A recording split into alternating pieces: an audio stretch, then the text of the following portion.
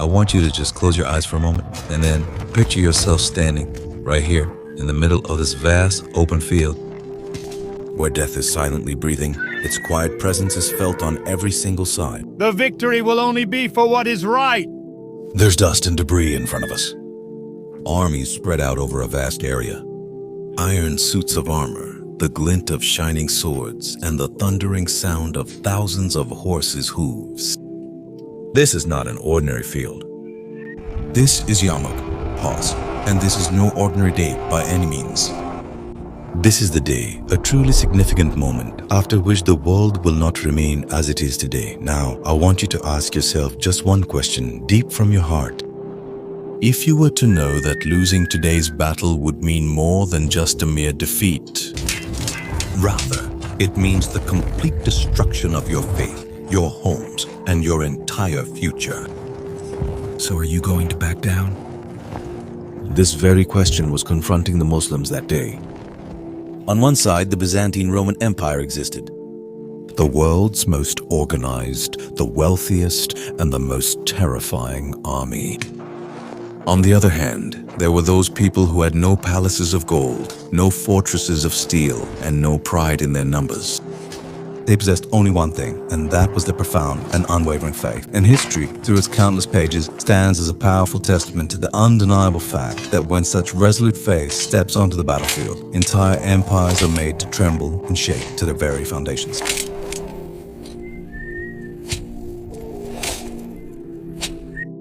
It was to be decided whether the old order of tyranny would continue or a new order of justice. This was no ordinary war, fought solely with the might of swords. It was a profound battle of indomitable courage, enduring patience, and absolute faith in Allah. And in the midst of this fierce conflict, there was one name that made even the enemy tremble: Saifullah. Hazrat Khalid bin Walid was a military commander, a general who truly made the impossible possible, which turned a small group of people into an unconquerable force. A profound silence had settled over the plains of Yarmouk, but this was the calm before a mighty storm. For when the initial blow was about to be struck, it wasn't merely blood that was destined to spill. Indeed, history itself was on the verge of being forged. The Battle of Yarmouk was not fought on short notice. This was the result of years of pride, injustice, and the intoxicating grip of power. The Byzantine Roman Empire had been ruling over the Middle East for centuries. We will conquer the entire world, and we alone shall govern it. Their palaces were decorated with gold. Their churches stood as symbols of immense power, and their army was widely regarded as the most organized force in the entire world. But beneath this apparent strength, a harsh truth lay buried: heavy taxes on the populace, widespread oppression, and coercion in the name of religion. The people of Syria were silent, but they were not truly content. Meanwhile, a new voice arose from the Arabian Peninsula. This sound was not the sound of a sword. This was the voice of absolute justice. This was the voice of Tawheed. The Muslims, one by one, had reached the borders of Syria. Basra, Damascus, Homs. These cities were now beginning to slip from the hands of the Romans, and this was precisely the moment when the bells of danger began to ring out in Constantinople's palace. The Roman Emperor Heraclius was not idle. He gave an order. This fire from the pagan must be extinguished right here. Consequently, the Roman Empire mobilized its complete power. Greeks, Armenians, Franks, and Christian Arab tribes, a formidable army, a force that in sheer numbers was many, many times greater than that of the Muslims.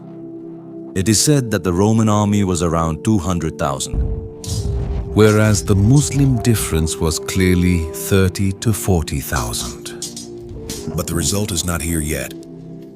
The Muslim army arrived in the plains of Yarmouk. This vast battlefield lay exposed beneath the expansive open sky. Deep, formidable valleys surrounded them completely on all sides. Behind them, the Yarmouk River flowed, meaning there was absolutely no possible route for any retreat. It was a clear choice: either achieve glorious victory or embrace honorable martyrdom. Tents were swiftly erected. Ablutions were reverently performed by all. Prayers were solemnly offered. There was no clamor, no loud shouts, no desperate cries to be heard. In a certain tent, a young man was contemplating his gleaming sword. In another tent, a father was imparting his son his final words of wisdom. My son, in battle, hands don't fight with swords. Instead, the heart truly gains strength from its faith. You must always remain firm upon the truth. A companion was saying this in a specific camp. If I do not return today, then I ask you to bear witness that I had set out for the cause of Allah's sacred religion. This was the army that wasn't fighting for their wages or pay. This was an army that was not fighting for territory. This army had set out, motivated by the promise of paradise. Amongst everyone present, one man was quietly observing the field. Migration of Khalid bin Walid. They understood that this war could not be won through sheer military might. He organized the army structure and deployment. Pause. The right flank, the left flank, the center, and the reserve forces. Pause. Every soldier was well aware of their designated position. Every squad knew their precise moment to act. Khalid. Today, patience is the only weapon that we possess. Today, discipline is our only true protection. They positioned the women and children at the rear so no one would retreat. This decision was very tough, but it was essential. Because Khalid knew that an army, if it even begins to consider a retreat, she is already defeated. Pause. And on the other side, the mighty Roman army. Glittering mail and shining breastplates, lengthy pointed spears, and massive heavy shields. Soldiers standing in lines. Their generals were smiling while seated on their horses. A Roman officer said. These Arabs, upon seeing our army, won't be able to withstand even the very first attack. The other one said, Tonight the Roman Sultanate will once again be in power. They were convinced this war was merely a formality. They had no idea who they were truly about to face. Night fell. Moonlight bathed the plains of Yarmouk. From the Muslim camps, the sound of the Quran resonated. Allah is sufficient for us, and He is the best disposer of affairs. Some people were weeping. A few people were smiling. It was not a night of terror. This was the night of conviction. Meanwhile, the Roman camps were filled with wine, loud merriment, and the glorious dreams of coming victory. Two opposing worlds stood face to face on a single field, and the morning was about to determine whose side history would ultimately choose. Pause. The sun rose, but on that day, along with its light, death also descended. The Roman army slowly and steadily advanced. Their footsteps became a heavy burden on the ground. Drums beat, horns were blown, and then the first command was given. The Byzantine archers fired so many arrows, they darkened the sky. A shower of arrows began to descend upon the Muslim ranks. A number of soldiers were injured. Several of them fell to the ground. However, the battle lines did not break. Hazrat Khalid bin Walid then said in a loud voice, Hold your ground, keep your lines unbroken. This assault is a true test of your spirit. The Roman army was numerically superior in strength. Their pressure was increasing with every passing moment. The Muslims on the left flank were forced to retreat. For a few moments, it felt like the line would break. Some soldiers moved towards the back. At that precise moment, an absolutely incredible scene presented itself. Near the tents at the back, Muslim women were standing. Pause. In their hands, they held sticks and also stones. Pause. When the soldiers retreated, the women then, Where are you going? Are you truly abandoning us to the Romans? Either go back and fight them bravely, or you will surely die right here. These words were sharper than any sword. Pause. The soldiers immediately stopped in their tracks. Pause. A deep sense of shame descended into their eyes. Pause. Then one of the soldiers spoke. I swear to God, we will absolutely not retreat from this now. And they quickly made their way back onto the field. This was no ordinary weak army. This was an army, a force driven by a powerful ideology. It was at this crucial moment that Hazrat Khalid bin Walid sprang into action. He immediately gave the order for his reserve contingents to advance.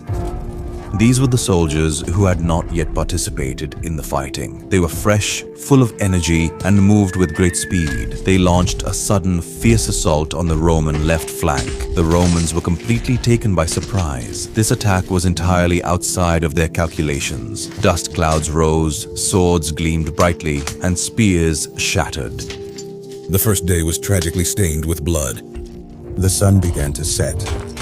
Both armies had become exhausted. The bodies were lying scattered on the ground.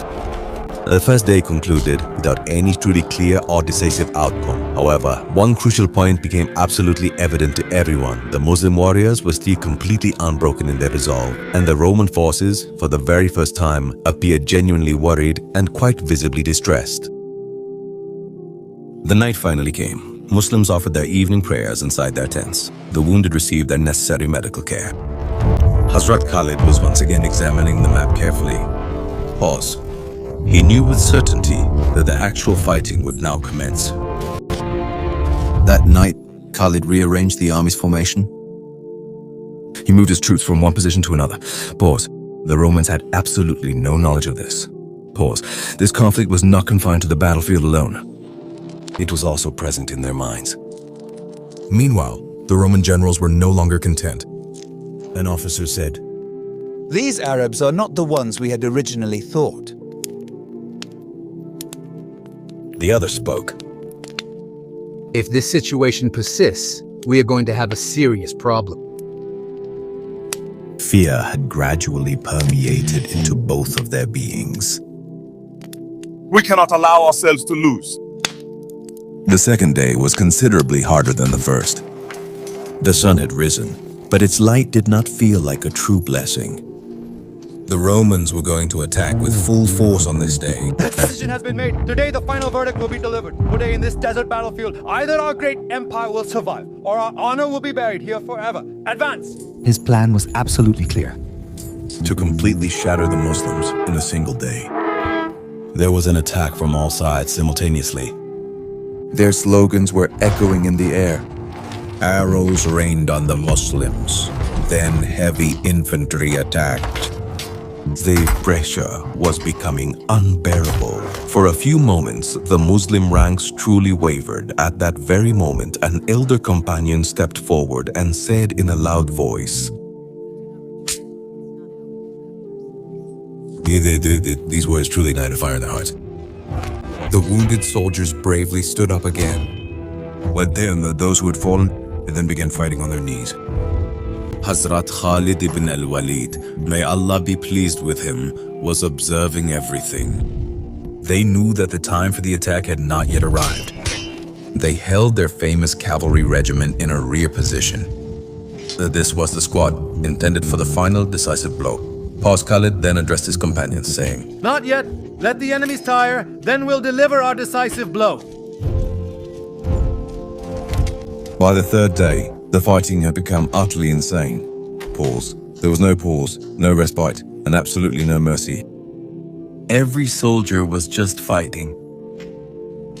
The sun was intensely hot, and my thirst was incredibly severe. The Romans endeavored to push the Muslims towards the Yarmouk's deep trench. A few soldiers advanced towards the trench. Death was staring me in the face. At that very moment, Hazrat Khalid advanced. He raised his sword high, and with a powerful, resounding cry, he commanded, "Now, in the name of Allah, let us charge!" Now let's attack in the name of Allah! The cavalry charge turned into a furious, raging storm. Pause. Sand rose into the air. The earth began to tremble. This attack was directly aimed at the Roman cavalry forces. Where'd they go? Rumi was not ready. His white began to crumble. The Muslims, for the very first time, saw the Romans retreating. This was an absolutely unbelievable sight. Pause.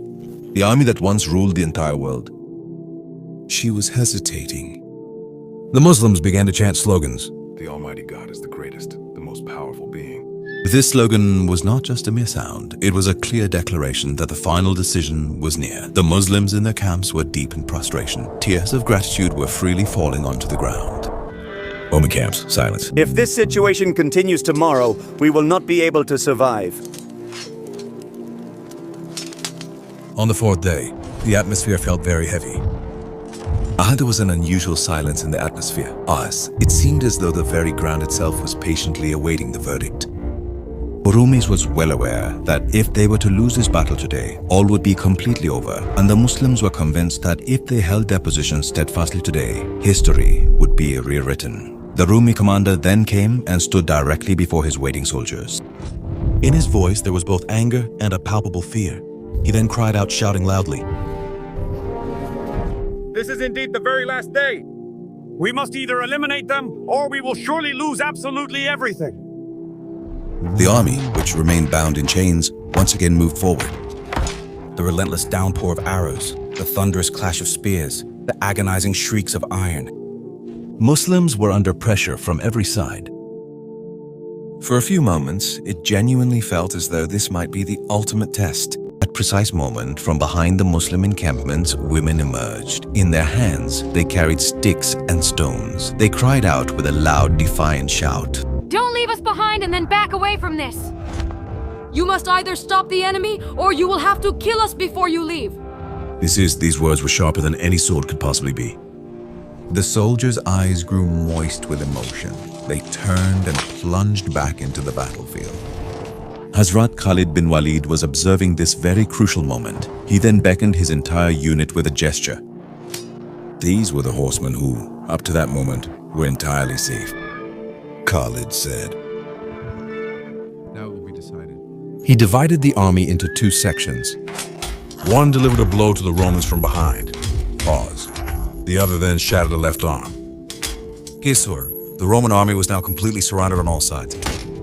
In their desperate attempt to retreat, the Romans fled towards the Yarmouk ravine. But there was no available space at all. Pause. Horses, soldiers, and their weapons all kept falling, piling up. The scream spread throughout the atmosphere. It was that moment when the empire's pride plunged into the deep abyss. The children who survived were either killed or they simply ran away. The commanders were either dead or had become fugitives.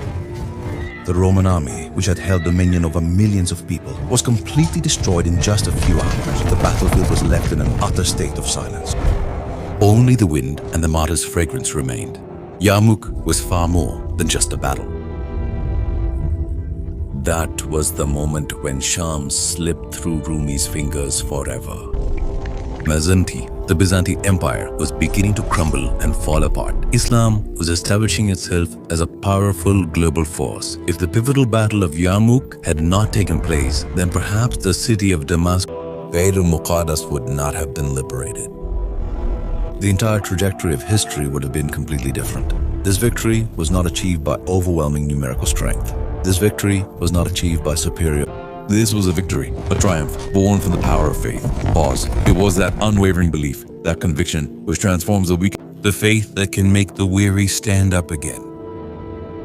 The kind of faith that has the power to bring down mighty empires. If in your life today you are confronted with a challenge like Yarmouk, any problem that seems to be incredibly vast and insurmountable, any power that seems completely invincible and impossible to defeat, then you must always remember the lesson of Yarmouk. When your faith is truly alive and vibrant, the ultimate outcome rests solely in the hands of Allah. If you truly desire for this significant history to continue to live on people's lips, if you truly want the entire world to hear the story of faith struggle, then please like this video. Please share this with all your friends and make sure to subscribe to the channel. Because this is not just history. This is a battle for our very faith. Pause. May Allah keep you safe. Pause. Until the time of our next battle.